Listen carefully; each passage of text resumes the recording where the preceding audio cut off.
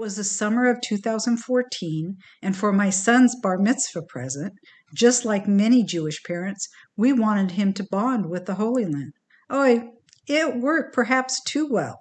My husband had stayed back at the hotel, and our friends, my son and I, had just stopped in a pharmacy. Run to the bomb shelter, sweetie, please hurry. I didn't hear the sirens at first, but the Israelis did. They're used to hearing these things. We ran to the back of the storeroom. It was a 12-foot by 24-foot windowless bomb shelter. My heart's pounding. Boom, boom. I hear it and feel the percussion of the exploding bombs. I'm trying not to get sick. I look at my 13-year-old son and I think I'll never forgive myself if something happens to him. That's an excerpt from a speech I gave to the Orange County Jewish Bar Association. It was the first, but not the last time we had to run to a bomb shelter. Our adventure and my transformation is also the subject of my book, Blasted from Complacency, A Journey from Terror to Transformation in Israel. There is no chapter in a parenting book on what to do when a war starts and you're on a family vacation. Think touring extraordinary and sacred sites mixed with cowering in bomb shelters. I'm still trying to get over the Jewish guilt of taking my son to war for his bar mitzvah present. The impact of being human targets helped me understand the plight of Israelis living like this, and it also made me want to work on peace. How Israel is often described on the news is not what I'd seen with my own eyes. And I felt Palestinian parents also preferred their children playing safely in their backyards. The missiles exploded just near enough to blow apart my world as I knew it, forever changing me. And you'd never recognize my life today with what it was like then. I believe I found my life's purpose.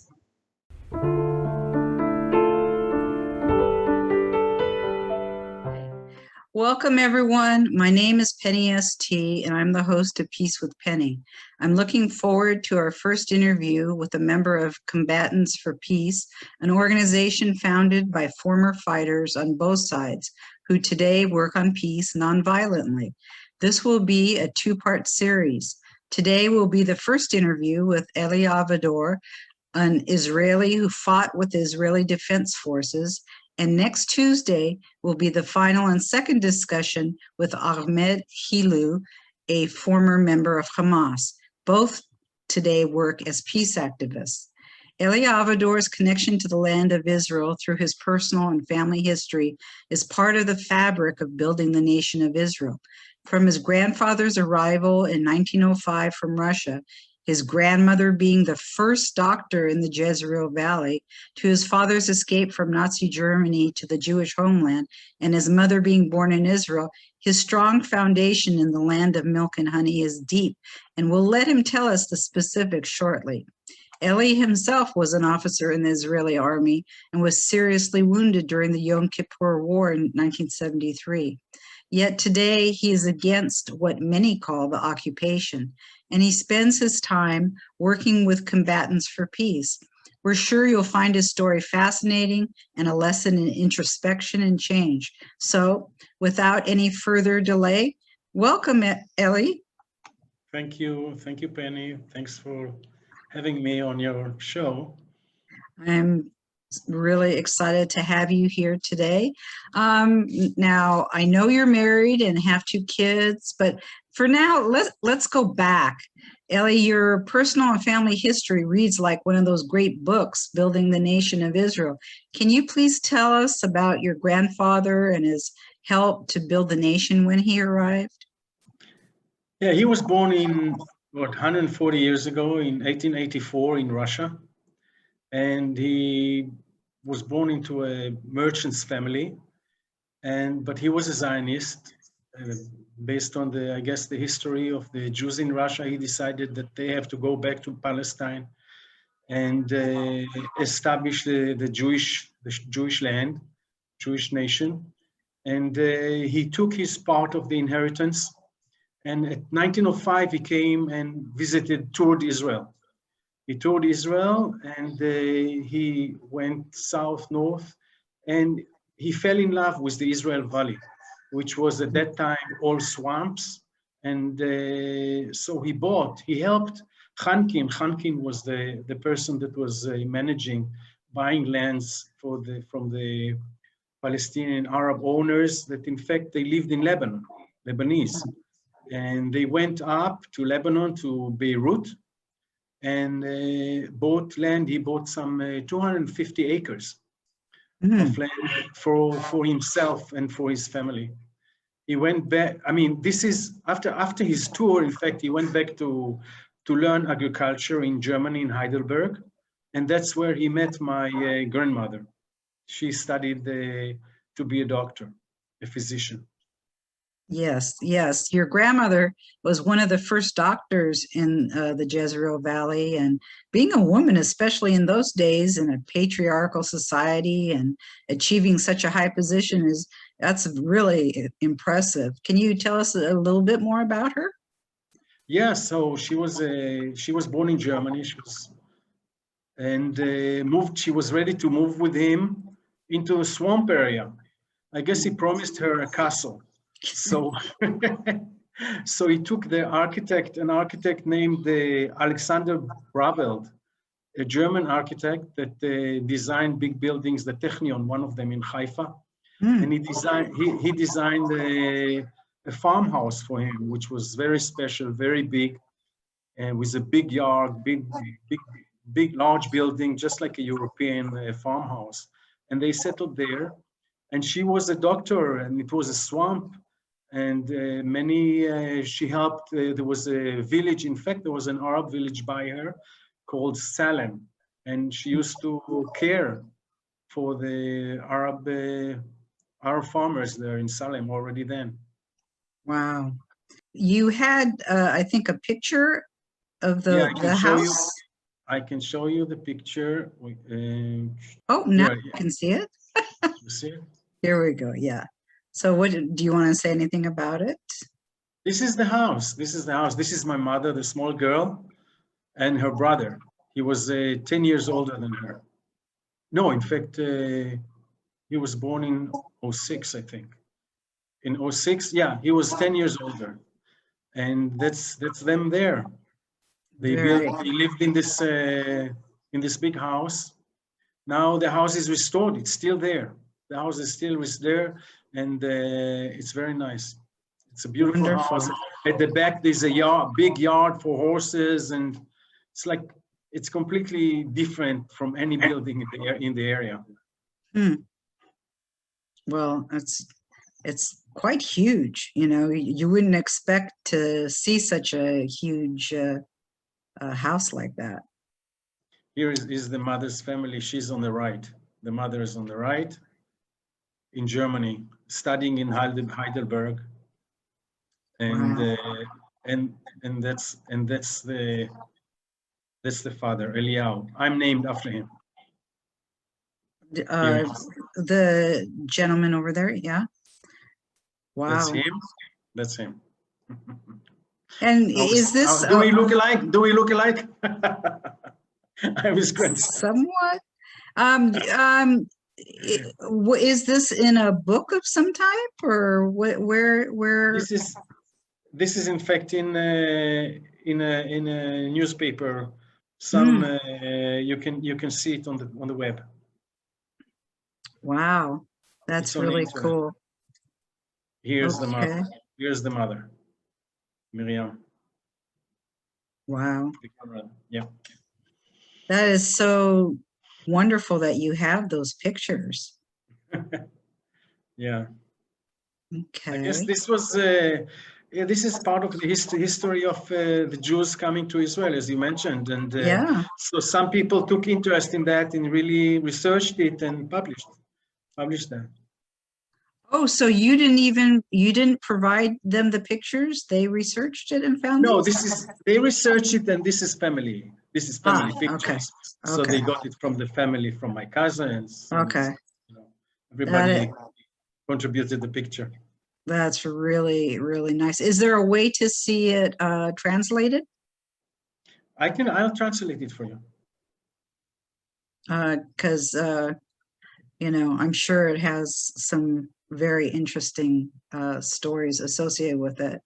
But if I could now, if you could stop sharing the screen and we'll go back Here we go. to, wonderful. So, and then your father escaped Nazi Germany and was an officer who fought in the Jewish Brigade with the British Army. Can you share any stories that he told you about that time? Yeah, my father, he was part, the whole family was very Zionist, the kids. He had 7 brothers. One, in fact, already died in Germany, Hermann, and the 6 others already from 1928, one by one, they started moving to Israel. My father came to Israel in 1936, when the Nazis, I mean, they were starting to be very, very strong, and the influence on the Jews there. So they knew to leave. They took their parents and they moved to a kibbutz, Givat Brenner, to a kibbutz in Israel. My father was, in fact, his internship was in Germany. He was a carpenter. But coming to Israel very soon, he joined the British police. He was a police, I think, a policeman, something like that in Jerusalem. And then he joined the British Brigade. Jews really fought very hard to join the British armies. So eventually the Britain allowed them to join the World War II, the fight against Nazi Germany, and they created the Jewish Brigade. My mother, in fact, too, she joined the ATS. It was called the Auxiliary Territorial Services, and she served in Egypt with other Israeli women. In fact, and my father, he went to Europe, and they fought the Germans in Italy. In fact, he was fighting the Germans, and there's a small story, he fought over the Po River, River Po, and in fact, there was a small story how there was a small fight with the Germans, and they captured some Germans, so it made the news already then to the papers in Israel. You yourself also fought in the Israeli army. Can you tell us about, that was in the Yom Kippur War in 1973. Can you tell us about your experience? Yeah, in fact, I already finished my actual service of 3 years. I was 1 year after that in the reserve, but I wasn't assigned a unit. So I joined my friends that I was doing my active service, and the Golani Brigade, and they were fighting in the Golan Heights. And in the last days, 2 days before the end of the war, the last battle was capturing back the Hermon mountain after it was captured in a surprise attack by the Syrians. And we, after first attempt, it was a failure. We waited to the end, just to the last days, and we climbed the mountain. We climbed it by night, and there the Syrians were preparing for us for 2 weeks. They were just waiting. And it was a very, very bloody battle. Like about 66 Israeli soldiers were killed. Right. I was in a front line, and out of the 8 people of us, six were killed. Oh my goodness. And I was wounded, and I spent some 3 months in the hospital afterwards. Oh my goodness. So it was serious stuff. Now, you and your family have had quite an illustrious military background, and looking back, how did you feel about that? I mean, your family history is like learning about it is like reading a history book of Israel. It's very interesting. It's true, because my father, he stayed with the army. He was like a very high officer, almost like 2 ranks of the chief of staff. And afterwards, he was a deputy military attaché in Washington, D.C. So as a kid, all what we knew and all what we learned in school was Israel was on its own, had to take care of itself, surrounded by the Arab countries, being attacked again and again and again. And we all heard about stories of heroes, soldiers being heroes, saving the life of others, and leading people into war zones and not being afraid, and then getting medals, the Israel medal or this medal or that medal. They are Israeli heroes, considered Israeli heroes, and that's what we learned in school. That's what we heard. Yeah. And what we heard was that the Arabs were offered a solution for dividing the country and did not accept, and in fact attacked, wanted to destroy Israel, not allow it to be created as a state. That's what we learned. Yeah. And of course, not of course, but most of us really wanted to join the army and do a good service as much as we could. And I wanted to be a fighter, so I was a fighter, and most of my friends were. Yeah. So this was the general feeling, let alone that Yom Kippur was really a survival war. There's no question that Yom Kippur was a survival war. But what led to it is another story.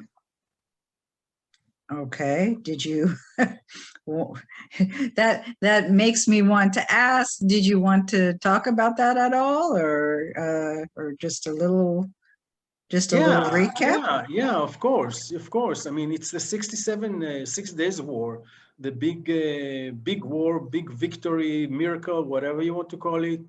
Israel considered it a miracle, and the occupation. What started from Israel being destroyed by Arab countries.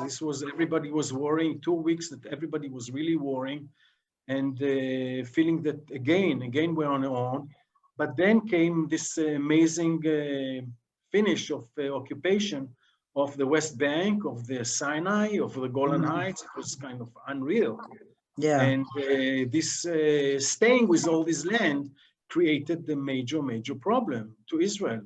Right. And Israel didn't know how to solve it, in such a way to bring that this victory will become a way to reach peace in the area. Israel did not know, failed to use this advantage to come to a complete solution with the Arab countries. And the result was 73. Israel, where they were too proud, they said there's nobody to talk to. And okay, so they got it the other way. The Arabs showed them something, that there is somebody to talk to. And they managed, when they were forced to talk to, they realized they have no choice. And the Americans forced them to sit and talk and make agreements, and they gave up the Sinai, and but the thing was not complete.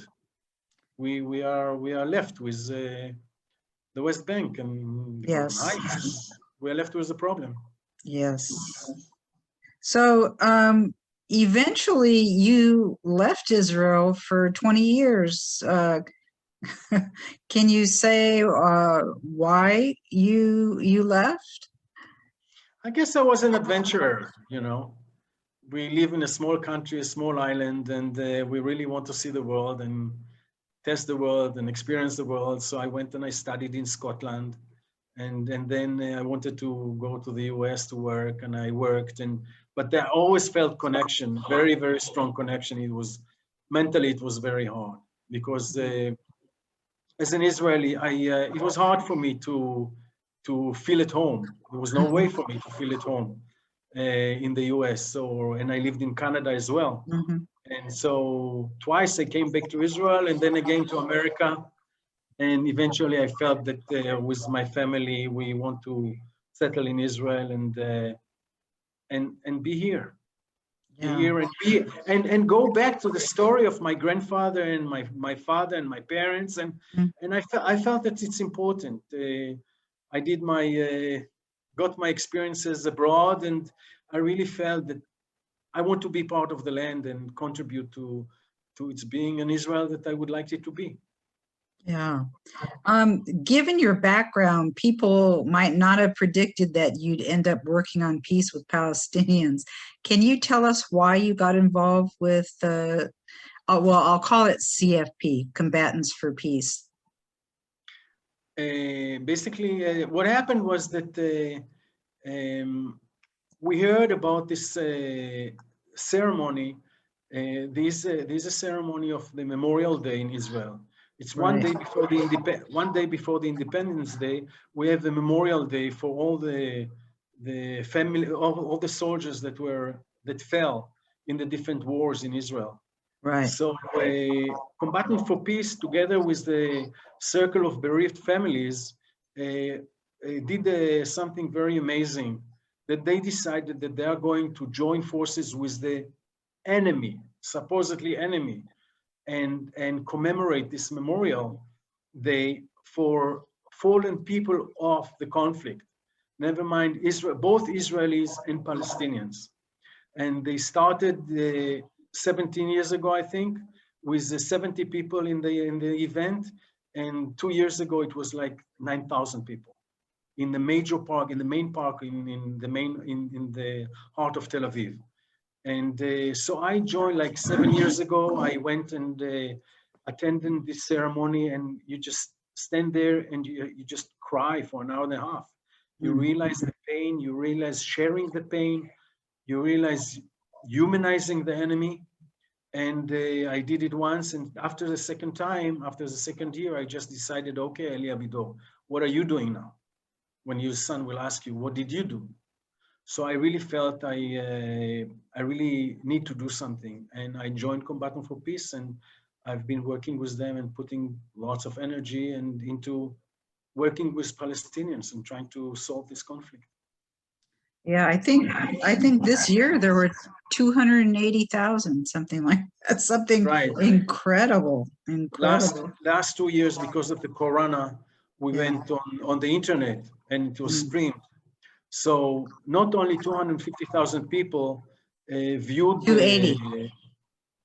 not only this big number, but not less important is that some 20,000 joined on the Arab channel, on the Arabic channel. So it could be Arabs from all over the Middle East and Palestinians. And this is bringing the message to them. This is just as important, very important for us. Yeah, it's all over the world, and I have it, I attended, and I have it recorded, and if anyone wants to see it, they can go to my website, pennyst.com, and under podcasts, I believe it was April 14th was the date, and you can see it and hear what Elie is talking about. It's well worth your time. So as you were growing up, did you have strong feelings about how you felt Israel treated Palestinians? I felt Israel was very righteous. After 1967, I was 16 in the 6 Days War, and I joined the army. You're drafted at 18. In 1969 I was drafted, and I felt that the Israelis are very righteous, and they think that they are the only ones, and there's nobody to talk to. This was the line. There's nobody to talk to the other side, and I really felt that it's going to hurt us. And that's, in fact, as I mentioned before, that's eventually what happened. And I felt that, and I mean, who you should talk to if not enemies? You talking to your friends is obvious. You need to talk to your enemies to solve problems, and Israel didn't do it, and they still don't do it the right way. So what are the attitudes of the Palestinians that you work with toward Israelis? The Palestinians I'm working with in Combatants for Peace, I mean, they know Israelis, they know us. Right. So they know that some Israelis are interested in living with them as equal and as humans, in this area, regardless of the political solution. But I think that most of Palestinians, they don't know what the average Palestinian, all they know is the soldier that come and bang their door open at 2 o'clock in the morning looking for someone, or the settler that harasses them on the road, or doesn't let them pick olives in the olive picking season. So that's the Israelis they know, and they are afraid of them, and so there's no good feeling from the Palestinians toward Israelis. Is it dangerous for the Palestinians you work with to meet with you because of the sentiment in their community against non-normalization? It depends on the times. It really depends on the times. When things happen in the area, that many things have been quite bad, the Palestinians felt the situation was becoming worse, mainly with Trump, with the century peace plan and moving the embassy to Jerusalem. There was a huge pressure on our members in CFP, Palestinian members, that they were criticized to no end. I mean, what are you dealing with the Israelis? See what Israel is doing to us with Trump, you know? You have no reason to talk to Israelis. It's all a joke. They supposedly, they want to make peace with you. Here, well, look at their government. And they were pressed very badly, and I'm sure that you will hear from Ahmed Khilu about this. Yeah. And let alone during the war now, the last war and the previous war in Gaza, when there's bombing, you can imagine what kind of pressure is being put, mental pressure, through Facebook and other media on our members. So it's not easy. It's not easy at all. So what was the reaction of your family and friends to the fact that you work with Palestinians on peace?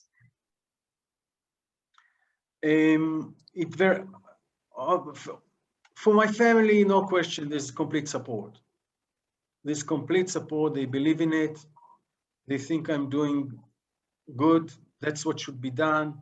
They know some of my my friends, colleagues, the Palestinians. They came, they visited. Ahmed Khilu, in fact, stayed in my house. And oh, really? Oh yeah, he came and stayed in the house. We did the presentation, and then afterwards came and stayed in the house. So my family saw him. There's complete support, and same among most of my friends. My friends, in fact, kind of jealous of me that I'm doing it, and they wish they did it, but I guess they can't make themselves get up and do it. You know, you really have to believe in it and give time to it, and feel that it's a top priority in your life, and that it makes a difference. On the other hand, there are some people, even from within my family, that say it's very nice that you have all these Palestinian friends. So you have 100 friends, you have 100 people believe in peace. Where are all the thousands? Why don't all the thousands join them? And that's where they don't understand the situation of Palestinians, how bad the situation is. And it's not simple to join a peace movement among the Palestinians, given the pressure that Israel puts on them. It's a disaster. Yeah. Yeah, I can understand the reaction.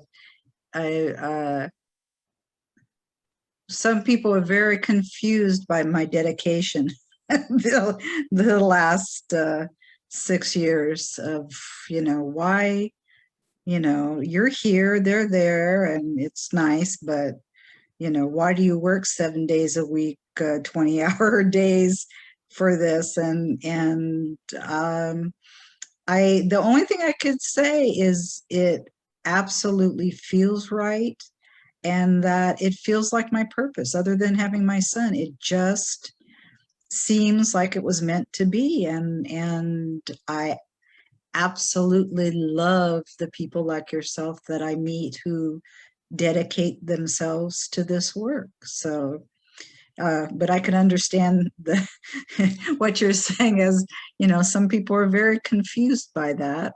It's a little bit more direct, or a lot more direct when you're there, obviously, but being over here, it's I confuse a lot of people, sometimes myself. So, before we go further with about CFP, I wanted to show this trailer of the incredible movie. They made the film Disturbing the Peace, which tells the story of the Israeli-Palestinian conflict and inspires hope in the possibility for change by featuring founding members of CFP and their transformation from active participants in the cycle of violence to non-violent activists. So I will share my screen. I was 4 years old when we were attacked on Yom Kippur. I remember us running to the shelter in Tel Aviv. It's very concrete for a child. They want to kill us. And I really didn't understand, why do they hate us so much? ناصر أخوي كان أصغر مني له كان تقريبا عمره 14 سنة. الجيش اللي حكوا أطلقوا عليه رصاصة. أنا ما بعرفش كيف في هذيك اللحظة قدرت أتحمل الموقف. كان عندي حلم أني أكون مقاتل في صفوف الثورة الفلسطينية يعني وأكون جزء من الكفاح المسلح ضد الاحتلال. كنت مستعد أنه أموت في سبيل هاي الأفكار. I was admitted into the most prestigious unit in the Israeli army. I was extremely proud. I knew my father was proud.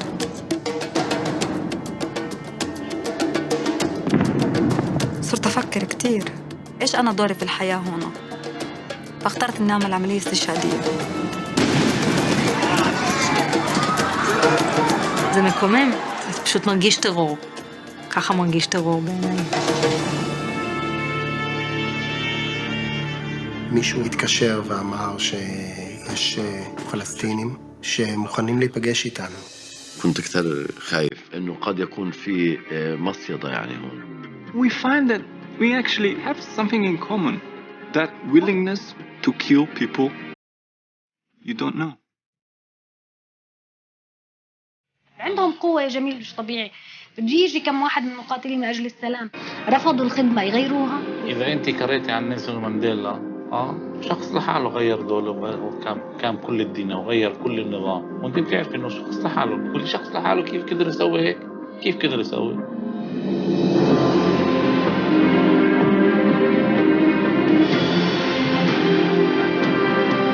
אנחנו מזמינים את כוחות הביטחון לפשוט את המדים ולהצטרף אלינו.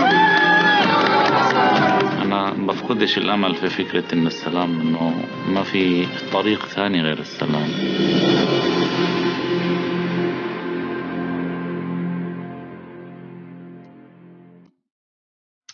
I have to say, it was incredible. It's gut-wrenching. You can't. I mean, personally, I there are times I couldn't. I had to look away.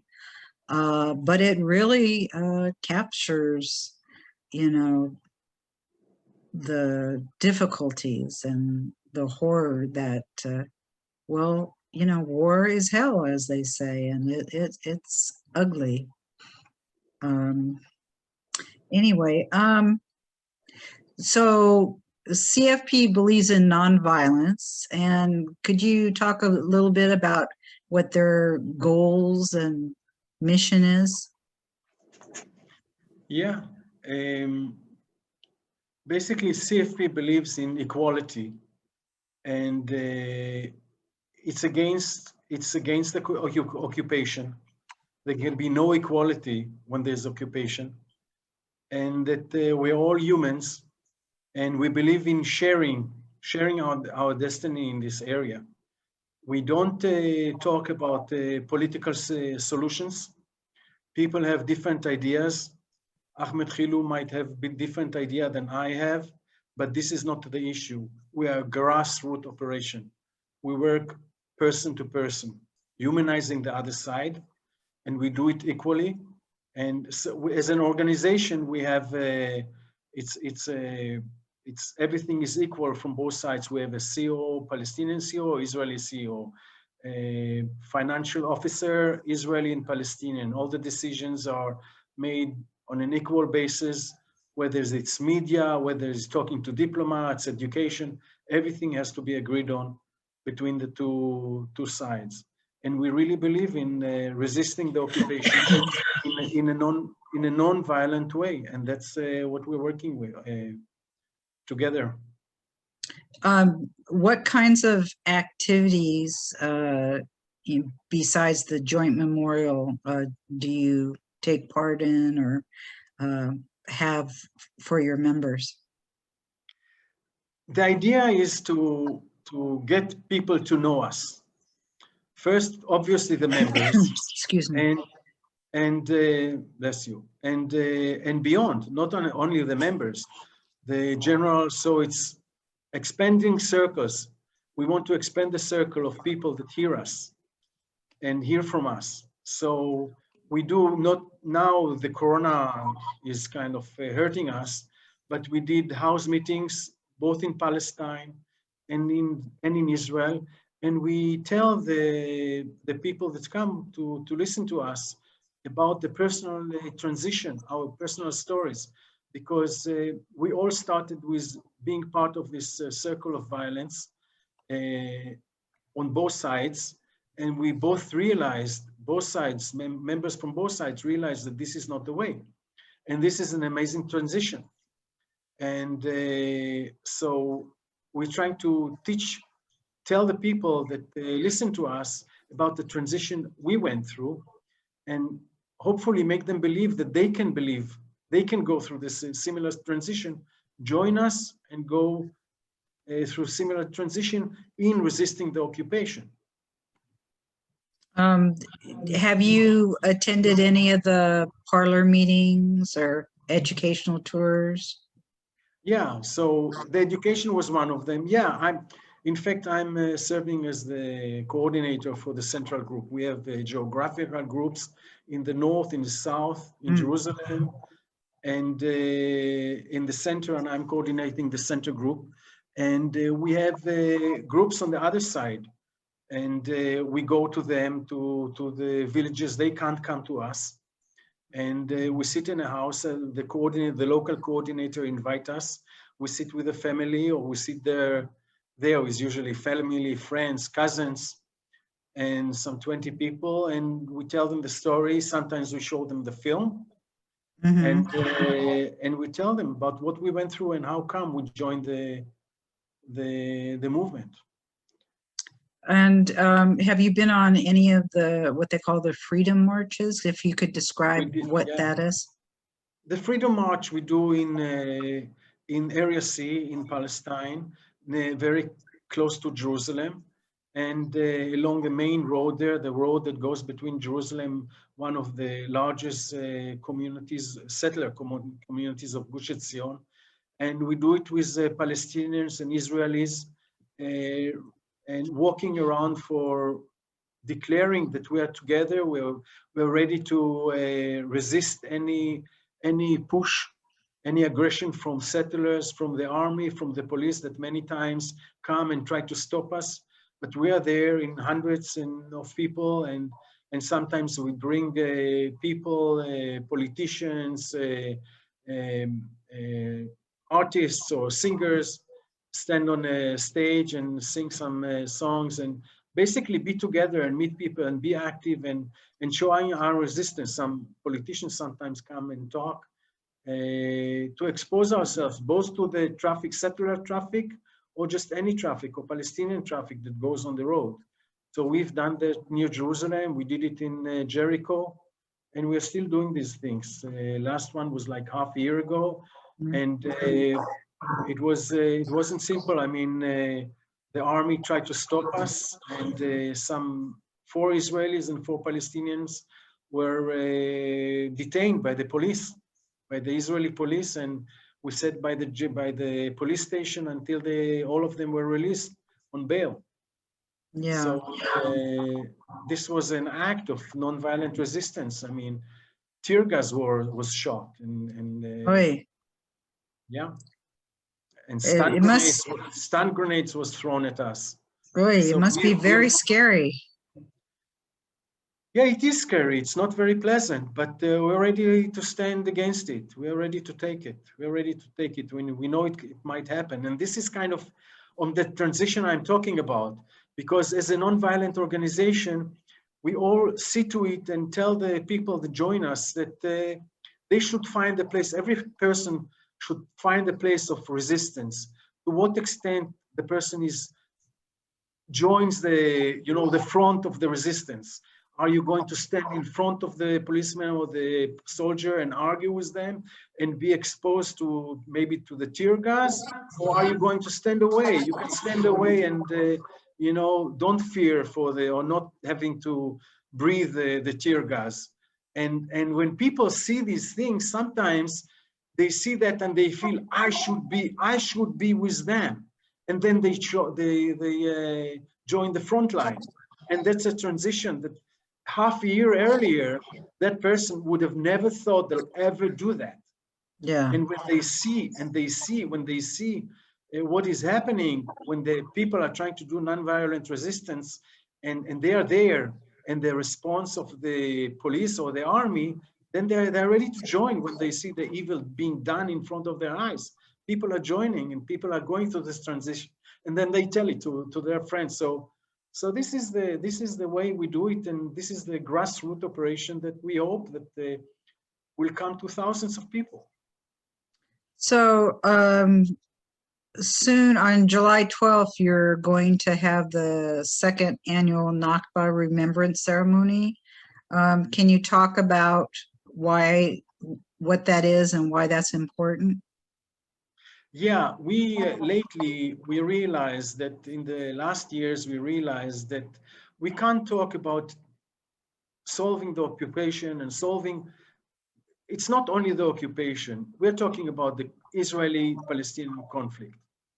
And the conflict didn't start in '67 with the occupation. The conflict started way, way earlier. Maybe when my grandfather came from Russia, and let alone when the Nakba occurred in the Nakba, and just as much the independence of Israel in '48, where I think 600,000 Palestinians left for this reason or another, were pushed away from Palestine to the Arab countries around, and spread outside. And now some of them live in Gaza, some of them live in the occupied areas, and some of them in Lebanon, or some of them even had to leave villages within Israel. Though they stayed in Israel, they can't go back to the villages where they started from, because the villages were erased, razed, just for that reason, not to go back to them. Just for some people, I wanted to explain, not everyone will know that when Israel was established, what Israelis call Independence Day, the Palestinians call the Nakba, which means catastrophe. So that kind of lays the map for perspectives on the same time period. Do you speak Arabic? You spend a lot of time with Palestinians, but do you speak Arabic? No, I don't speak Arabic, but I'm working on it. I'm studying now Arabic with a group of friends and with a teacher from Hebron. And yeah, I'm working, hopefully soon enough, I'll be able to converse with my Palestinian friends in Arabic. Yeah, that's, obviously communicating with people, if you don't speak the same language, is difficult, if not impossible. And so much of being able to cooperate and work together is when you can at least speak the same language. How do you deal with that? Do you have interpreters at your events, or? Penny, when my friend Muin, the shepherd, gets up at 6:30 in the morning, He knows that at 4 o'clock I woke up, 5 o'clock I got into the car, 6:30 I'm in North Jordan Valley. And he doesn't need me to talk to him at all. He know it's action. It's my action that prove my belief in working with him, you know? So it's beyond words. It's beyond words. It's my action. It's my action of helping him getting out of jail. That he was harassed by an Israeli settler, and he took the settler's phone and threw it away. It was enough for the policeman to detain him. I was there to take him out of jail, to give him the money for the bail. I didn't need to talk to Arabic to him. But today there's the technology, you can do Google Translate. You can do anything. It's really, you know, it's spending the time together, which make us amazing friends and fighting together for the same goal. How did the recent violence impact your life? In Gaza? Yeah, well, you know, it's a All mess over, right now. Yeah. It's a really hard time, very, very hard time. Mainly with the transition of the Israeli government. What happens, you know, we had a prime minister that was dealing with his own problems, and they didn't care, and they thought that the more they push the Palestinians, maybe they'll get more votes from the right wing. So there's the Sheikh Jarrah, where Israelis, Jews are trying to get into an Arab neighborhood in East Jerusalem. There's the Nablus Gate, there's Al-Aqsa, where the Israeli police doesn't let the Palestinians go and pray, or the Palestinian in East Jerusalem sit by the Nablus Gate, where they sit throughout the Ramadan. They didn't let them sit there. And then there's Gaza, the Gaza problem, and all those together really create lots of pressure. And then, let alone, we hear now about the settlement of Eviatar, that the right wing, the settlers, they just decided to stick a finger to the eye of the government, and they have money, they have lots of support from the government, from groups in the US, different groups that support them, that believe that support their belief that it's their land, the Holy Land, the Promised Land, and here they go and take Arab Palestinian land and erect a small community of 50 houses with the road and with the electricity. This thing doesn't happen just from nowhere. This is all planned, supported by the bureaucracy. And that's what the Palestinians see on the other side. You know, we have friends in Beita, just opposite Eviatar, this new settlement, and we went there and we demonstrated against this new settlement in Eviatar. So it was very, very tough time the last 3 months, and people were killed. Palestinians were killed throughout this demonstration. Like 6 Palestinians were killed. Some of them in the village that we've been demonstrating with. So they are very serious. The resistance in there, and we are there to help them. So, how old are your kids? 20, 23, and 20. So, are they going into or are already in the military, or? They did their share. They did their share. Now they're civilians trying to find their future. How did you feel? What do you feel about that? Feeling the way you do now about nonviolence and all that? See, this is kind of a very sensitive topic. The idea of serving in the army. Mm-hmm. We try that our members cannot serve in the occupied territories, but to be a conscientious objector, that's another matter. Some of the people that you saw in the movie were conscientious objectors. They said, right. That's how it started. That's how the organization started, with these members that started the CFP sending a letter to the government, to the prime minister, saying, we are not going to serve anymore. Mm-hmm. Okay, But so there are some members of CFP that were conscientious objectors, and some of them went to jail and spent good months in jail until the army realized they can't deal with them and they let them go. Others don't, and myself too, I don't believe in, I think we still need an army. And there's no reason that one person will not be in the army while the others will go in the front and, you know, be ready to die, to give their life to the country, though we know that the country is going not in the right track, but we're not living in a peaceful world or peaceful region. Yeah. You know, nobody's an angel here. So I think we need an army, but as I'm saying, it's a very sensitive question. Yeah. And but like with the political solutions for the conflict, we have different ideas for different members, and we accept everybody as long as they accept non-violent resistance to the occupation and working with our partners, with the Palestinian partners, to get to this goal. Like in the film, do any of your kids belong to CFP and come with you? No, my kids did not come with me.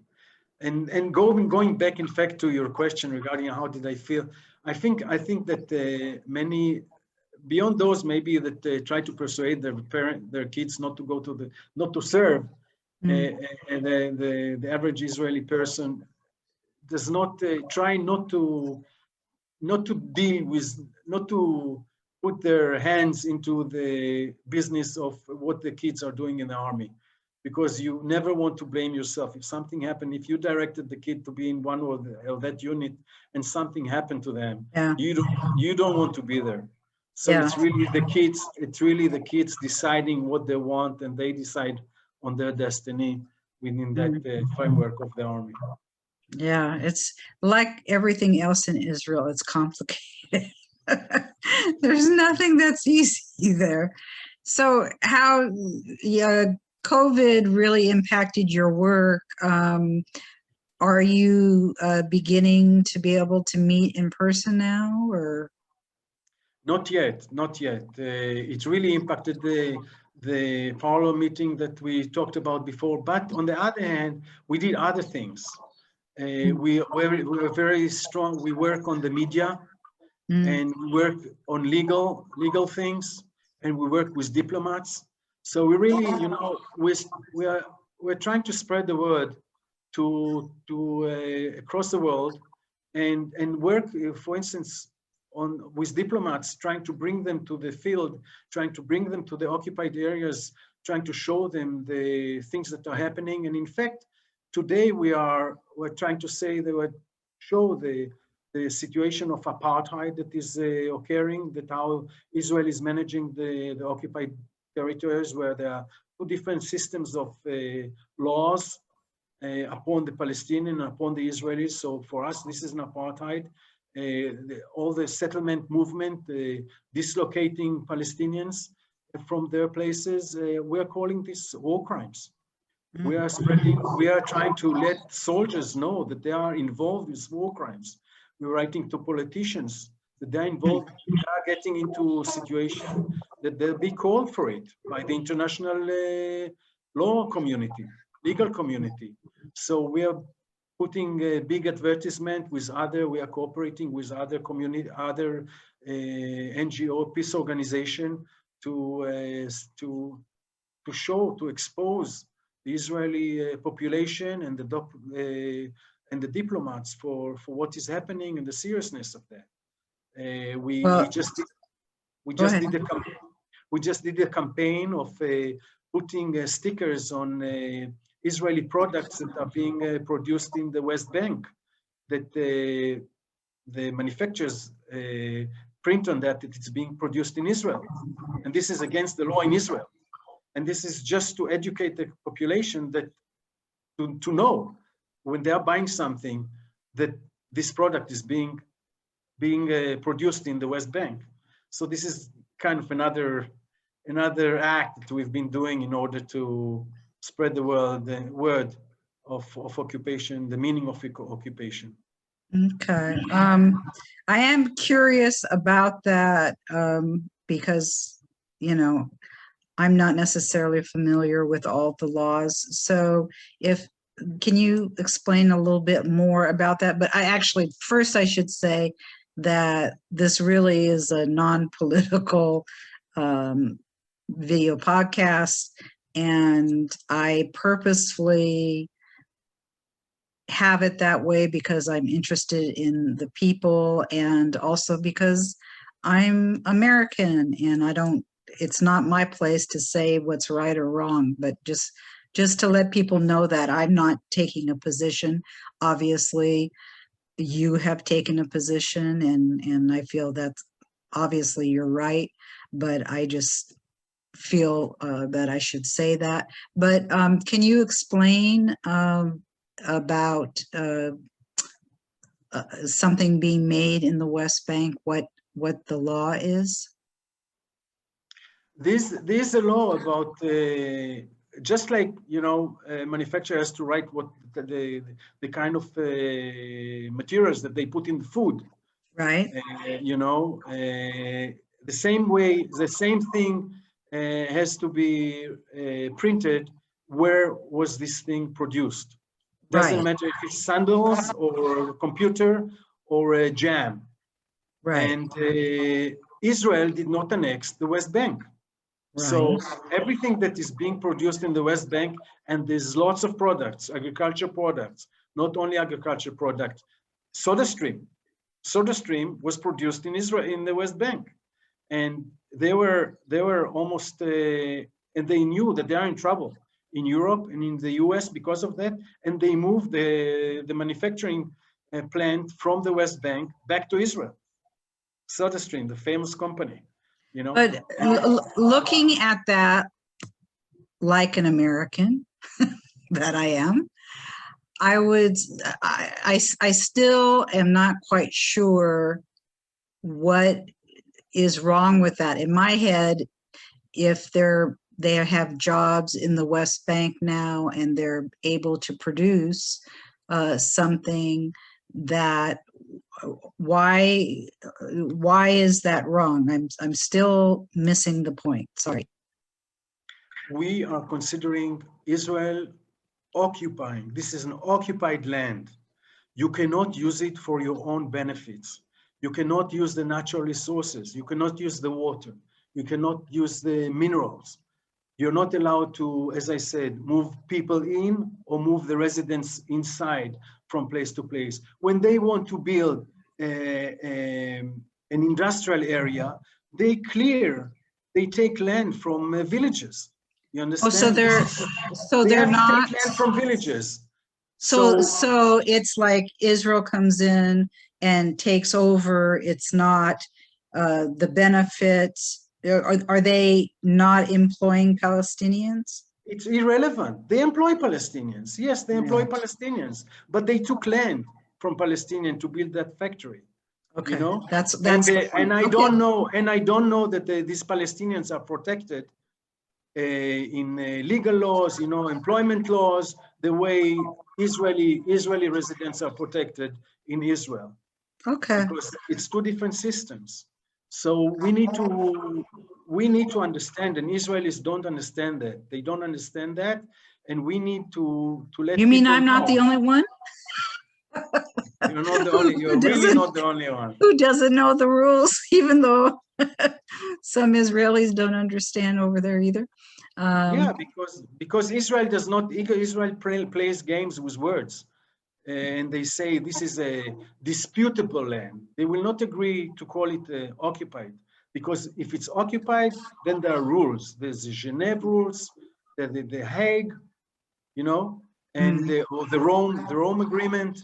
There are rules. You can't use this land. You can't take advantage of this land, which Israel does all the time. There's a creeping annexation, and we are seeing the creeping annexation all the time. And this is against international law. This is a war crime.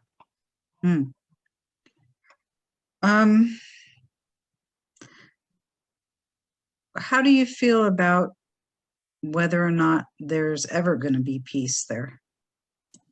Do you think there's a possibility, or is it so difficult now that it's too hard to imagine?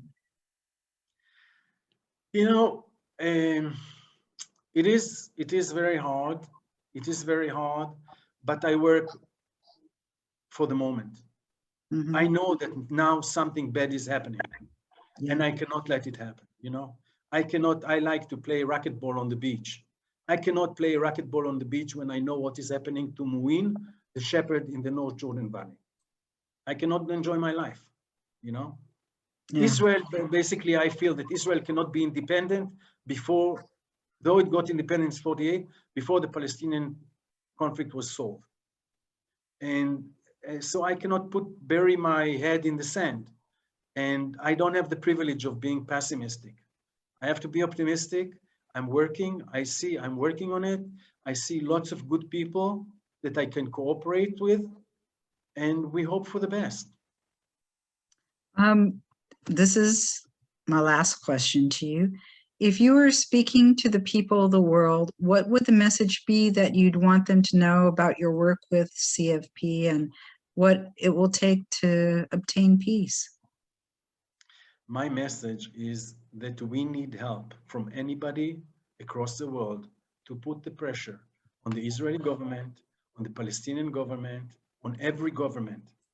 Put the pressure to make the two sides sit and talk, maybe with the help of third side, sit and talk until they come to a solution. Like we send letters in the US for citizens of the US to send letters to their Congress people. That's what I want. That they let them know.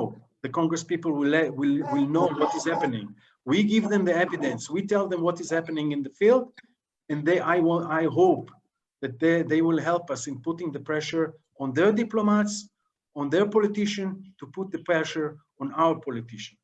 And so there are many ways, in political ways, in sending arms, even sending arms to Israel. How the arms is being used, you know? Put some pressure on Israel about using the arm. How is the arms being used? That's a question too. It's not only financial, economics. We need to know what is happening. The people of the world should know what is happening with these arms. Well, thank you so much, Elie, for your time and telling us about the great peace activities that you and others are working on with Combatants for Peace.